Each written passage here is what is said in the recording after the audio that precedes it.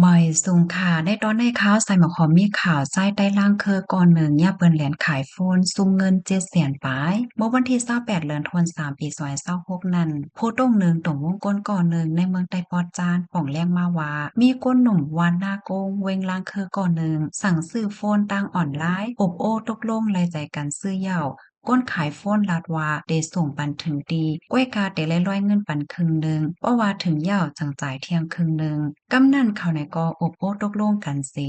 กาขันโฟนนั่น550,000เปียให้อ้วนปันปอกำหนึ่ง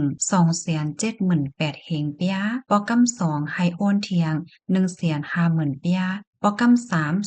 280,000เปียโคมตั้งเซงเป็นกว่า700,000ปลาย8เฮงเปียอังย้อนเทียง300,000เปียสืบนั่นเขาก็ปิดโฟน8ติดต่อกับสืบจึงหือก็อ่ำไลยาวมั่นใจวนว่าเป็นใต้หนังกันอ่ำแลนกันหนังเกาโยในเซสั่งซื้อออเอาเงินอันตึกขายโถแห่ไลเซซื้อออนั่นเขาก็อ่ำใจว่าเป็นสะเทสังเหตุการณ์ส่วนการหน้าอ่อนกุ้ยเคียนตอก้นขายโฟนนั่นป่องใจเอลูเส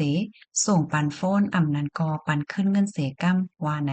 หนังคือพี่น้องเฮาเขาได้เลยฮับคู่และไลฟังกันนั่นแค่นต่อใจกันสะเปิ้นแพ่แช่กว่าเสกำปานย่ามเหลียววันเมืองสู่ไปมักมีโตกหาเงินหยาบลองแปดเรียนกันลองโจรกันเจ้าไหนก็เหลืองน้ำอ่อนกันฟ้าสติเสกำค่ะ